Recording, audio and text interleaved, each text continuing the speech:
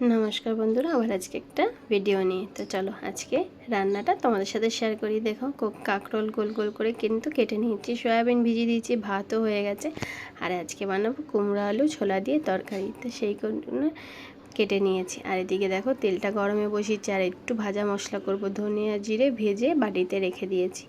তো চলো, তেলটা তো গরমে বসিয়েছিলাম, তেলটা বেশ গরম হয়ে গেছে। এক এক করে সমস্ত কাঁকরোলগুলো কিন্তু ভেজে নেব। আর বেশ ভালো লাগে এটা গরম ভাতের সাথে কিন্তু খেতে। তো চলো, কিছুটা কাঁকরোল দিয়ে দিলাম। সমস্ত কাঁকরোল তো একবারে হবে না, অর্ধেকটা দিয়ে একটু সুন্দর করে ভেজে নিলাম, লাল লাল করে ভেজে নেবো। আর আমি কিন্তু হলুদ দিইনি, হলুদ দিলে না তেলটাও কালো হয়ে যায়, আর আমার খুব একটা ভালো লাগে না, কারণ আরও যেন মনে হয় কাঁকরোলগুলো কালো হয়ে যাচ্ছে।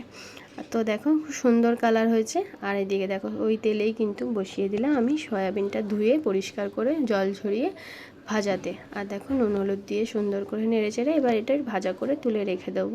আর ওইদিকে যে ভাজা মশলাটা আমি রেডি করব বলেছিলাম, তো ওইটাও মিক্সিতে কিন্তু দেখো পাউডার বানিয়ে নিয়েছি। আর এটা এখন স্টোর করে রাখবো, যে কোনো খাবারে কিন্তু ইউজ করবো। আর মশলা তো করবোই, যার জন্য টমেটো আদা নিয়ে নিয়েছি। আর এদিকে দেখো কুমড়ো আর ছোলা, সেদ্ধ ছোলা দিয়ে কিন্তু তরকারি হবে সকালে, যেটা দিয়ে আমরা রুটিও খেতে পারবো এবং ভাতের সাথেও কিন্তু দারুণ লাগে, নিরামিষের দিনে বেশ ভালো লাগে। তো দেখো এটা বসিয়ে দিলাম, কুমড়ো আলুটা একটু পাঁচফোড়ন শুকনো লঙ্কা ফোড়ন দিয়ে সুন্দর করে নেড়ে চেড়ে বসিয়ে দিলাম। আর দিয়ে দিয়েছি হলুদ, আর দিয়ে দেবো টমেটো। দেখো টমেটো দিয়ে একটু ঢাকা দিয়ে সুন্দর করে রাখবো। আর এদিকে সয়াবিনও ভেজে রেখে দিয়েছি, ডালটাও প্রায় সেদ্ধ হয়ে গেছে। তো চলো, ছোলা দিয়ে এবার একটুখানি ফুটতে দেবো। আর কাঁচা লঙ্কা শুকনো লঙ্কা দুটোই দিয়েছি, যাতে দুটোরই স্বাদ পাওয়া যায়। আর দেখো তরকারিটা কিন্তু মাখো মাখো হয়ে গেছে। সেই সময়তেই যে ভাজা মশলাটা আমি রেডি করেছিলাম সেটা দিয়ে দিলাম 1 চামচ মতন। তো দেখো এটা কিন্তু দারুণ লাগে খেতে, অবশ্যই তোমরা একবার রুটি দিয়ে বানিয়ে খাবে, দারুণ লাগে। লুচি বা রুটি দিয়ে বেশ ভালো লাগে নিরামিষের দিনে। তো দেখো নামিয়ে নিয়েছি, দারুণ লাগছে না? আর কালার কিন্তু আমি যেহেতু হালকা হলুদ দিয়েছি, কালারটাও কিন্তু বেশ এসছে, যেহেতু কুমড়োটা হলুদ আছে সেই কারণে বেশি হলুদ দিতে লাগে না। আর এদিকে দেখো ডালের মধ্যে দিয়ে দিয়েছি কুমড়ো শাক। তো চলো ডালটার জন্য ফোড়ন দিয়ে নেবো। এবার দুটো শুকনো লঙ্কা ভেঙে দিয়ে দিলাম, দিয়ে দেবো পাঁচফোড়ন আর একটু সামান্য হিং, বেশ ভালো লাগে খেতে। তো চলো কুমড়োর শাক দিয়ে এই যে মটরের ডালটা আমি সিদ্ধ করে রেখেছিলাম এটা একটু ফোড়নে দিয়ে দেবো। তো দেখো ফোড়নটা হয়ে গেছে, এর প্রথমে দিয়ে দিলাম শাকটুকুনি একটু তুলে, বেশ ভালো লাগবে। আর পরে ডালটা সমেত শাকটা দিয়ে দিলাম, কিছুটা ডাল কিন্তু আমার গ্যাসে পড়েও গেছিলো। তো চলো ডালটা এবার টকবক করে ফুটিয়ে নেবো, ফুটিয়ে নামিয়ে নেবো। আর স্বাদ মতন যার যতটুকুনি স্বাদ মতন লবণ তো দিতেই হবে। আর ফুটন্ত অবস্থায় দিয়ে দিয়েছিলাম তখন আমি একটু সামান্য হলুদ। তো দেখো ডালটাও কিন্তু হালকা বেশ হলুদ, বেশ ভালো লাগছে। আর পাতলা ডালই করেছি।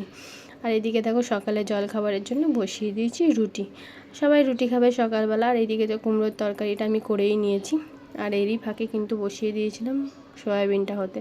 তো চলো একটু জিরে আর তেজপাতা ফোড়ন দিয়ে কিন্তু আলুটা ভেজে নিয়ে দিয়ে দেবো মশলাটা, সুন্দর করে কিন্তু কষিয়ে নেবো মশলাটা। তো চলো বাটিটা ধুয়ে একটু জল দিয়ে দিই, আর দিয়ে দেবো স্বাদ মতন নুন আর হলুদ। তো দেখো স্বাদ মতো নুন হলুদ আর একটু মিক্সির বাটিটা ধুয়ে জলটা দিয়ে বেশ সুন্দর করে নাড়িয়ে চাড়িয়ে কিন্তু এবার সয়াবিনের আলুটাও বেশ সুন্দর সেদ্ধ হয়ে যাবে, এবার কষিয়ে নেবো। তো চলো একটু ঢাকা দিয়ে সেদ্ধ হতে যাই। এদিকে মেয়েরও খিদে পেয়েছিল, চলো মেয়েকে খেতে দিতে চলে এসেছি। মা তো সর্বভোজী মানে হাত হতে হয়, কারণ মায়ের তো 10টা না হাত হলে চলে না। একদিকে রান্নাও করতে হবে, একদিকে খেতেও দিতে হবে। তো চলো মেয়েকে খেতে দিয়ে দিলাম সেই কুমড়োর তরকারি দিয়ে। তো সাধারণত আমার মেয়ে খায় না, কিন্তু এইভাবে যদি রান্না করে দিই সে খুব ভালো খায়, যেহেতু ছোলাটা দেওয়া হয় ও দারুণ পছন্দ করে। তো ওর খুব ভালো লেগেছে তরকারিটা। আর এইদিকে দেখো মশলাটাও কষা হয়ে গেছে, এবার দিয়ে দেবো সয়াবিনটা। একটু আলুটা নেড়ে চেড়েই দিয়ে দেবো সয়াবিন। আর ইতিমধ্যে আমার হাজব্যান্ডের কিন্তু অফিসের টাইম হয়ে গেছে, তাকে খেতে দিয়ে দেবো। তো চলো খাবারটা তাকে বেড়ে দিই। এদিকে কিন্তু আমার সয়াবিনটাতেও জল দেওয়া হয়নি, তো আমি বললাম তুমি খেতে থাকো, অবশ্যই তার মধ্যে হয়ে যাবে। তো সে খেতে শুরু করে দিয়েছে, তাকে বাকি যে তরকারিগুলো আমার রেডি হয়েছিল সেগুলো দিয়ে দিলাম।